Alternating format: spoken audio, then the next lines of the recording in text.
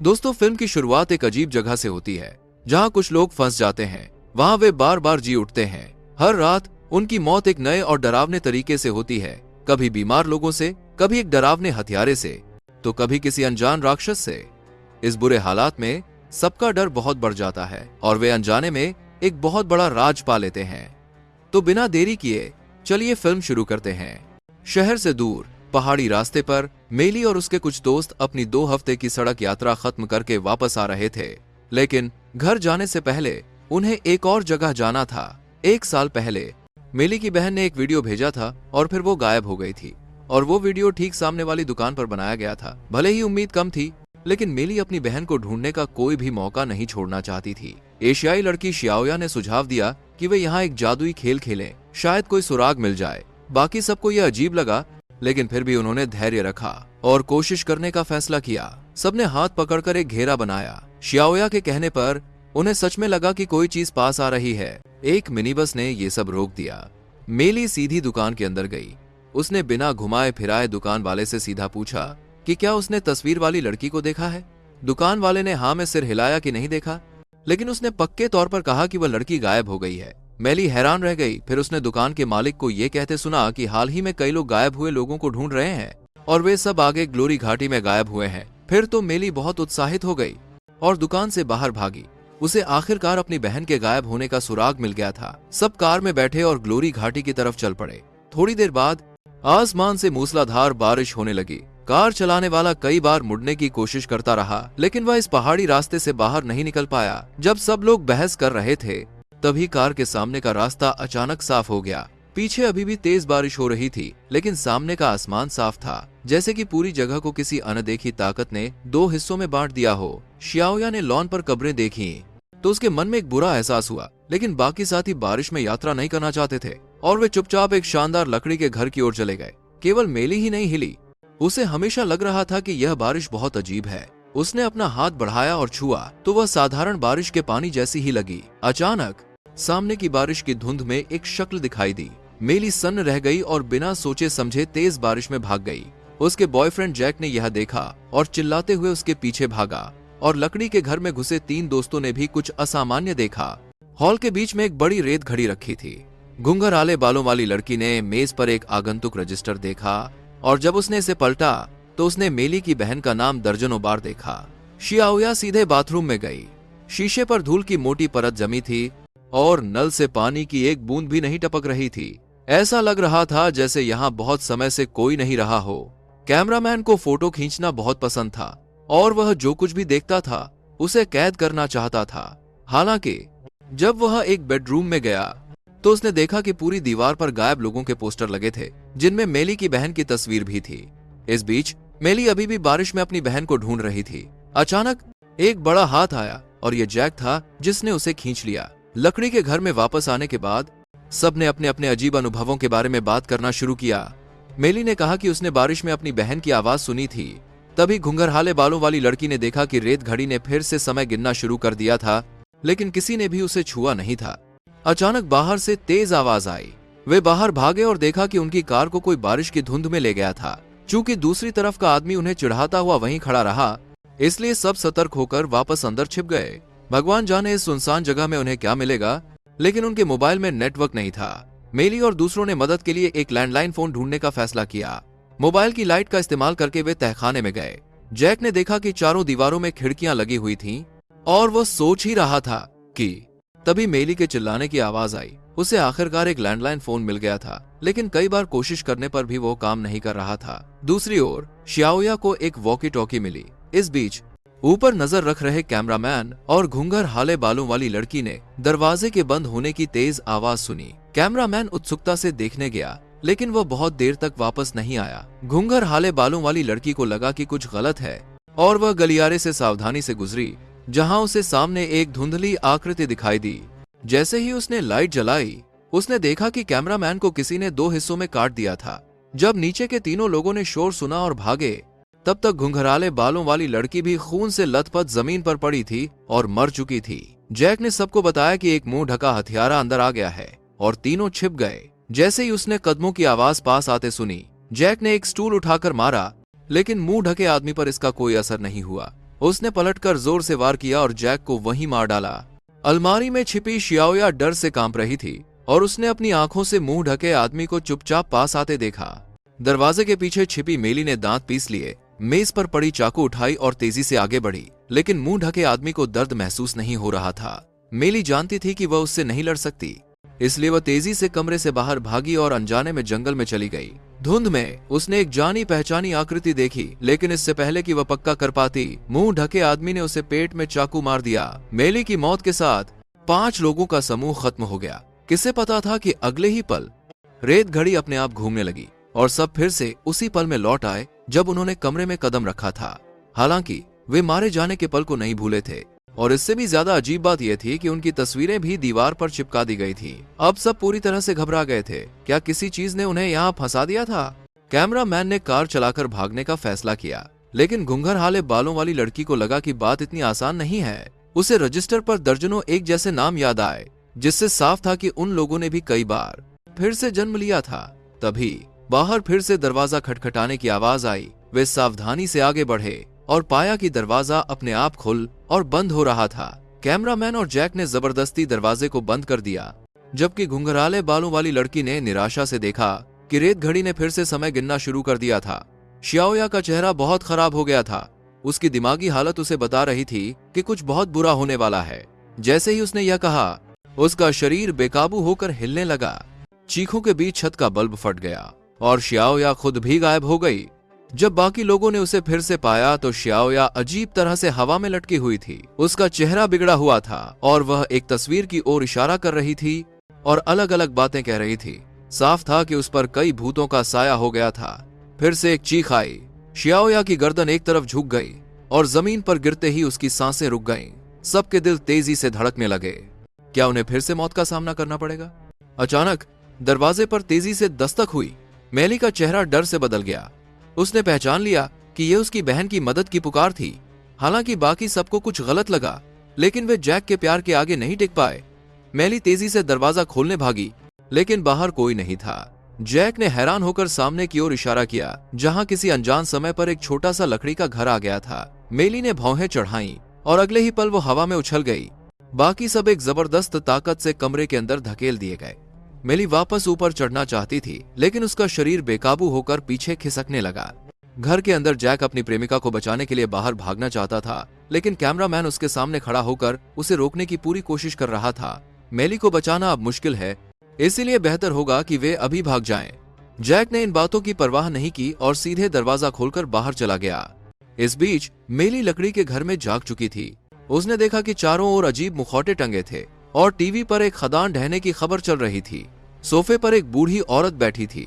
मेली को लगा कि शायद वह सो रही है, इसलिए उसने पहले बाहर निकलने का फैसला किया, मगर लकड़ी का दरवाजा कसकर बंद था। बहुत कोशिशों के बाद जब वो पीछे मुड़ी तो वो बूढ़ी औरत उठ चुकी थी और बुदबुदा रही थी, या तो रात को पार करो या रात का हिस्सा बन जाओ। इसके तुरंत बाद उस औरत ने मेली को दोनों हाथों से जोर से धक्का दिया। जब मेली के चेहरे पर ऑक्सीजन मास्क लगाया गया, उसकी आंखें धीरे धीरे काली पड़ने लगीं, जबकि वह बूढ़ी औरत तेजी से कमजोर होती गई, जब तक कि वह हड्डियों के ढेर में नहीं बदल गई। मेली के चेहरे पर धीरे धीरे एक अजीब मुस्कान फैल गई। बाहर कैमरामैन घुंघराले बालों वाली लड़की को लेकर कार में कूद गया। उसने बाकी साथियों की परवाह नहीं की और एक्सीलरेटर पर पैर रखकर बारिश की धुंध में गायब हो गया। किसे पता था कुछ देर बाद ही सामने एक लंबी सी आकृति खड़ी होगी। कैमरामैन डर के मारे लगभग बेहाल हो गया और मजबूरन सुरक्षित जगह की ओर लौटने लगा। घुंघराले बालों वाली लड़की कार से बाहर निकलना चाहती थी, लेकिन दरवाजा बंद था। अगले ही पल खून का एक छींटा उछला और कैमरामैन को किसी ने एक ही वार में मार डाला।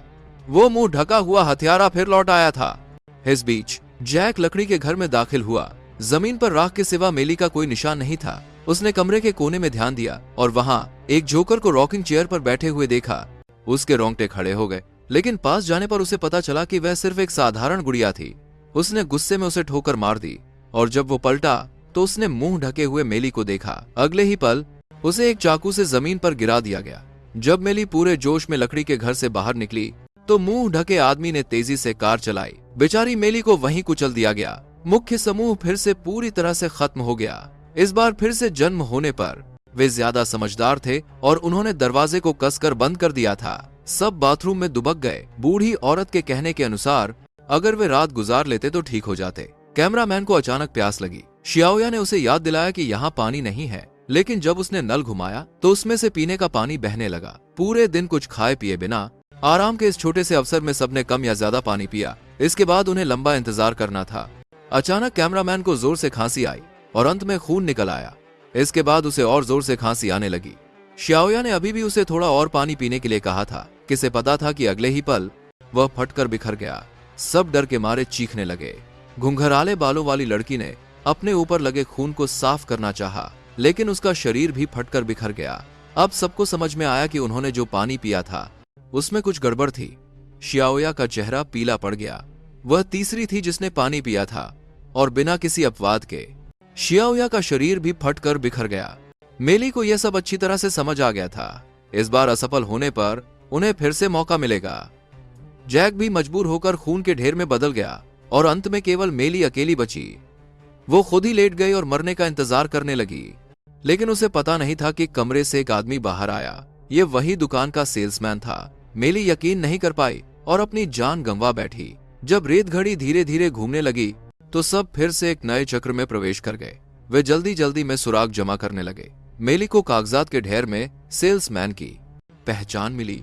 किसे पता था कि वह एक दिमागी डॉक्टर था, और बाकी लोगों को और भी चौंकाने वाले सुराग मिले।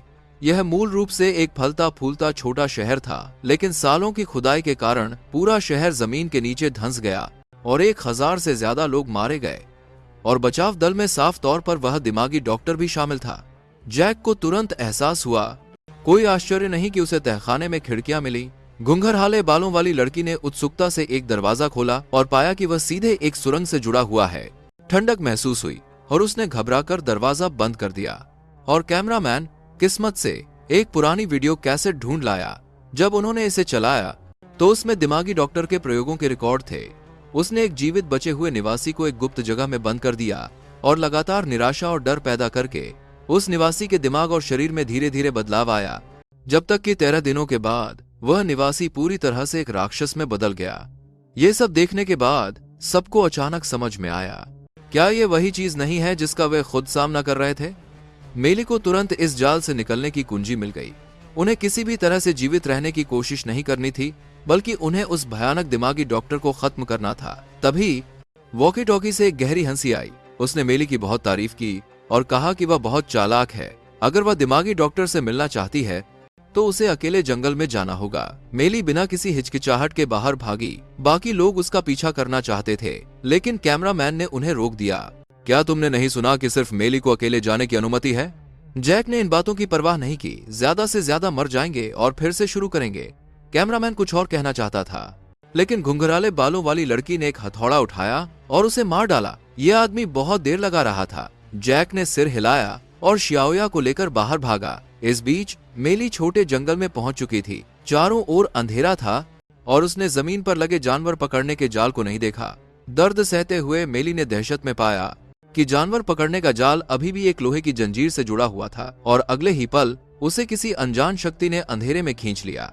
इस बीच घर के अंदर खबर का इंतजार कर रहे कैमरामैन और घुंघराले बालों वाली लड़की को फिर से वो मुंह ढका हथियारा मिला।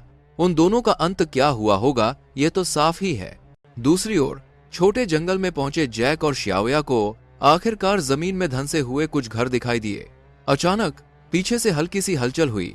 दोनों एक पेड़ के पीछे छिपकर ध्यान से देखने लगे। किसे पता था कि ऊपर से एक चिपचिपा पदार्थ टपका और एक भयानक राक्षस प्रकट हुआ। जैक और शियाओया डर के मारे भागने लगे। शियाओया का पैर फिसल गया और वह जमीन पर गिर गई। उसने दहशत में पाया कि वह कांच की शीट पर लेटी हुई थी और अगर वो थोड़ी भी हिली तो पूरा कांच टूट जाएगा। जैक ने उसकी मदद के लिए हाथ बढ़ाया, लेकिन वह राक्षस पीछा करते हुए आ गया। जैक ने अपनी आंखों से शियाओया को राक्षस द्वारा अंधेरे में खींचते हुए देखा। किसी को भी उम्मीद नहीं थी कि जानवर पकड़ने के जाल द्वारा खींची गई मेली मरी नहीं थी। जैक भागते हुए आया और उससे मिला, लेकिन जब वो जानवर पकड़ने के जाल को खोलने की तैयारी कर रहा था तो अंधेरे से एक भयानक राक्षस बाहर आया। जैक तेजी से आगे बढ़ा और जानवर पकड़ने के जाल को राक्षस के सिर पर फंसा दिया, लेकिन मेली की आंखें लाल थीं। उसने कपड़ों से पहचान लिया कि यह राक्षस उसकी बहन ही थी। किसी बाढ़ के पीछे छिपने के बाद भी मेली का मन शांत नहीं था। इसमें कोई शक नहीं कि वे इस बार फिर से असफल हो गए थे, क्योंकि उन्हें दिमागी डॉक्टर का चेहरा भी देखने को नहीं मिला था। अब जबकि बाकी 3 दोस्त मर चुके थे, मेली को लगा कि उन्हें एक बार फिर कोशिश करनी होगी। उसने कांच का एक टुकड़ा ढूंढा और अपने बॉयफ्रेंड को उसे मारने के लिए कहा। जैक ने वैसा ही किया और तभी उसने देखा कि राक्षस आ चुका था। उसने थोड़ा सा बारिश का पानी पिया और खुद को जोखिम में डालते हुए बाहर भागा। अगले ही पल उसका शरीर बर्फ के गुच्छे की तरह फट गया। किसे पता था कि बारिश का पानी पीने से भी जान जा सकती है। एक बार फिर मौत से गुजरने के बाद इस बार सब ज्यादा समझदार थे। अच्छी बात यह थी कि उनके पास अभी भी कई बार फिर से जी उठने के मौके थे। लेकिन जब कैमरामैन ने अपनी पीठ पर उभरे हुए हिस्से को दिखाया तो सबका चेहरा बदल गया। मेली ने रजिस्टर में नाम देखे और उन्हें पता चला कि वे पहले ही 13 रातें गुजार चुके थे। उस वीडियो कैसेट के अनुसार यह उनका आखिरी मौका था। अगर वे फिर से असफल हुए तो उन्हें राक्षस में बदलना होगा और अंधेरे का हिस्सा बनना होगा। लेकिन सबको याद था कि वे सिर्फ 4 बार मरे थे, जिसका मतलब था कि वे कुछ याददाश्त खो चुके थे। कैमरामैन की आंखें चमक उठी और उसने जल्दी से अपना फोन निकाला, जिसमें सचमुच पिछली कुछ मौतों का रिकॉर्ड था। उनमें न केवल अनजान परजीवियों के हमले शामिल थे, बल्कि एक विशालकाय मौत का देवता भी आया था। तरह तरह की मौतें दिल दहला देने वाली थीं। आखिरी शॉट दिमागी डॉक्टर पर रुका, जो चारों ओर देखकर दरवाजे के पीछे की सुरंग में चला गया। तभी श्याओया का चेहरा दिखाई दिया। वो अंदर जाकर देखना चाहती थी कि क्या उसे कोई उपयोगी सुराग मिल सकता है। तभी सबको एहसास हुआ कि श्याओया सचमुच गायब हो गई थी। ये उनका एकमात्र मौका था और अब पीछा करने वालों से बचने का कोई मतलब नहीं था। सबने मिलकर श्याओया को ढूंढने और दिमागी डॉक्टर को मारने का फैसला किया। अंधेरी तंग सुरंग से गुजरते हुए उन्हें बर्बाद खंडहर दिखाई दिए। मेली ने चारों ओर देखा और दूर एक राक्षस को देखा। उसने जल्दी से सबको चुप रहने का इशारा किया, लेकिन एक और राक्षस बाहर कूद पड़ा। तुरंत ही पूरा कमरा अस्त व्यस्त हो गया और इस शोर ने और ज्यादा राक्षसों को आकर्षित किया। सब तेजी से सुरंग से गुजरे और किसी तरह पीछा करने वालों को अलग करने वाले दरवाजे से रोक दिया, लेकिन वह मुंह ढका हत्यारा खिड़की तोड़कर फिर से अंदर घुस आया। जैक और बाकी 2 ने मेली को पहले जाने दिया और वे सब मिलकर इस हत्यारे को रोकने की कोशिश करने लगे। मेली लड़खड़ाती हुई खंडहरों से गुजरी और जब वो गिरी तो वो मुश्किल से नुकीले पत्थरों से टकराने से बची। वह डरते हुए खड़ी हुई और आगे बढ़ने की तैयारी कर रही थी। किसे पता था कि उसकी बहन से बना हुआ राक्षस अचानक प्रकट हुआ। मेली ने अपनी बहन की याददाश्त को जगाने की कोशिश की। जब उसने कोई प्रतिक्रिया नहीं दी तो मेली ने जोर से आगे बढ़कर उसे धक्का दिया और वो राक्षस ठीक उसी नुकीले पत्थर पर गिर गया। दूसरी ओर जैक और उसके 2 दोस्त भी मुंह ढके हत्यारे के साथ लड़ रहे थे। इस बार वे मरने मारने के इरादे से आए थे। आपस में मिलकर काम करते हुए उन्होंने मिलकर मुंह ढके हत्यारे को मार डाला। इस बीच मेली एक के बाद एक राक्षसों से बचते हुए आखिरकार पकड़ी गई श्याओया से मिली। वह एक प्रयोगशाला में बंद थी और पास ही एक राक्षस जंजीर से बंधा हुआ था। साफ था कि दिमागी डॉक्टर श्याओया के दिमाग में डर को बढ़ाना चाहता था। जब मेली चाबी ढूंढ रही थी तो वो अनजाने में एक निगरानी कक्ष में घुस गई। मेज पर उसकी अपनी फाइलें रखी थी। दिमागी डॉक्टर गर्व से अंदर आया।